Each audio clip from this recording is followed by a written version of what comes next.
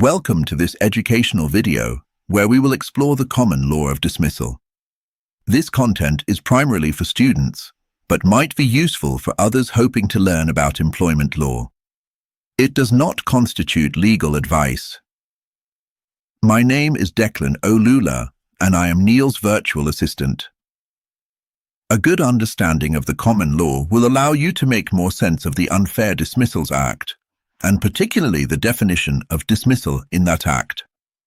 Our primary objective today is to clarify and distinguish between wrongful, lawful, summary, constructive, and unfair dismissal.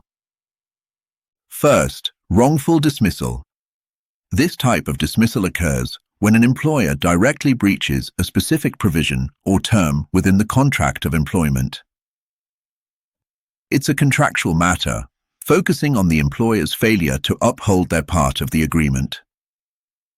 This type of dismissal serves as an important alternative cause of action to unfair dismissal, as its focus is purely on the contractual agreement that exists between the employer and the employee. It's about the terms agreed upon, rather than broader fairness principles.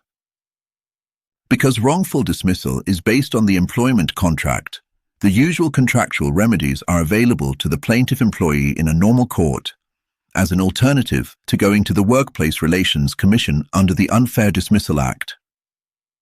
These remedies can include specific performance, where the court orders the employer to fulfill their contractual obligations, or compensation, but without the ceiling imposed by the Unfair Dismissal Act, meaning compensation can be substantial. Next, lawful dismissal. This form of dismissal is characterized by its compliance with all the formal requirements and procedures set out in the employment contract, meaning the employer obeys the law. Accordingly, even if the contract was particularly harsh on the employee, as long as the employer complied with that contract, the harshness was not illegal, and so the employer could terminate. However, it is important to understand that even a dismissal that sticks to the contract can still be considered unfair if the underlying reason for the termination was unjust, discriminatory, or driven by an ulterior motive. Moving on to summary dismissal, this occurs when an employer brings the employment contract to an immediate and abrupt end without notice to the employee. This is typically reserved for very serious circumstances. The key test for summary dismissal is whether a reasonable employer, acting rationally and in good faith, could be expected to continue the employment contract for even a single moment longer, given the severity of the employee's conduct or the urgent situation in the workplace. Summary dismissal is typically reserved for very serious misconduct, such as gross insubordination, theft, or violence, where the employer must end the relationship immediately to protect their legitimate business interests, the safety of other employees, or the overall integrity of the workplace environment. In modern law, employers are usually advised to hold a disciplinary inquiry even in cases of serious misconduct, so as to allow the employee to present his or her side of the story. Now, let's discuss constructive dismissal. This is a unique form of dismissal because it is the only kind of dismissal where it is the employee that brings the contract to an end rather than the employer. As that probably seems contradictory to you, let me explain. This complex situation occurs when the employee resigns. Crucially, this resignation isn't voluntary in the traditional sense. Instead, it is directly caused by the employer's conduct, which has made it so intolerable, unreasonable, or impossible for the employee to continue in their employment. The employer's conduct forces the employee's hand. An objective test is applied here. The employer's conduct must be objectively improper or unlawful, and it must be calculated or likely to destroy or seriously damage the employment relationship, making continued work intolerable for the employee. This is often a series of events, rather than one single incident, and so it is often described as the last straw that broke the camel's back test. This does not mean that a single incident cannot ever justify a forced resignation. There might be cases where the isolated incident is so serious as to make continued employment intolerable for the employee. For example, where the employee is sexually assaulted by the employer. Finally, we arrive at unfair dismissal.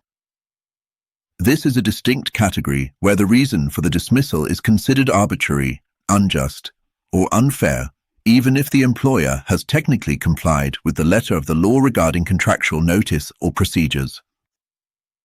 It looks beyond mere legality to fairness.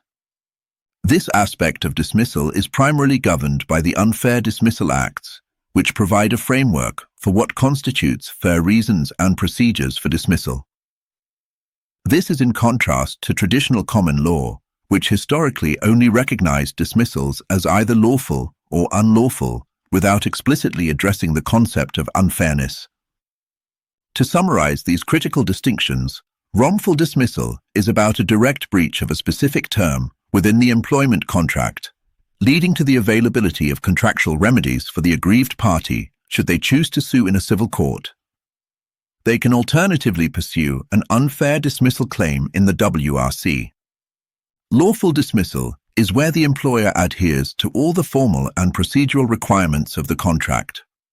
In modern law, this might still be declared an unfair dismissal if the underlying reason for the termination lacks justification or is based on an improper motive.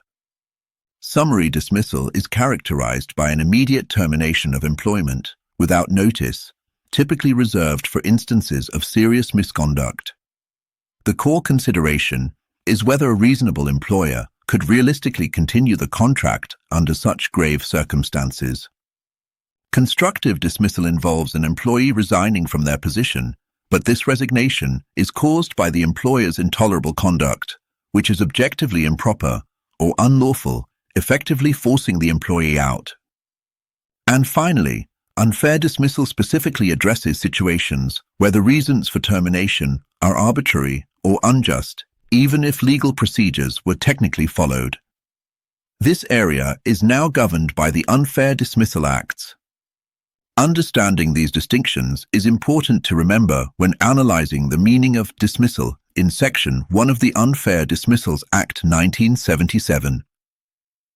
Thank you for joining us and giving your time to this important topic. We strongly recommend that you always consult with qualified legal professionals for specific advice on all employment matters.